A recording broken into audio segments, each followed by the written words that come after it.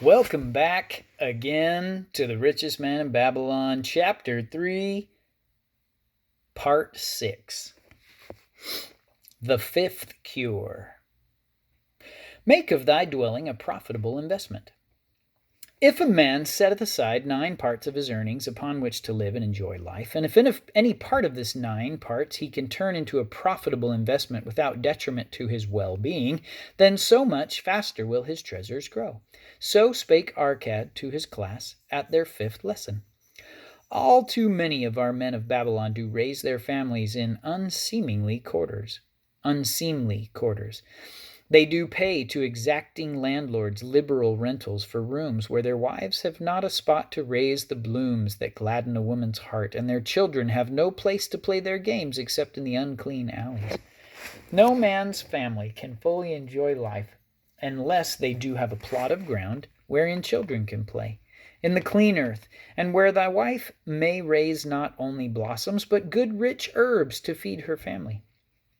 To a man's heart it brings gladness to eat the figs from his own trees and the grapes of his own vines, to his own domicile, and to have it a place where he is proud to care for, putteth confidence in his heart and greater effort behind all his endeavors. Therefore do I recommend that every man own the roof that sheltereth him and his.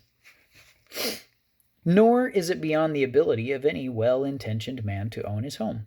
Hath not our great king so widely extended the walls of Babylon that within them much land is now unused and may be purchased at sums most reasonable?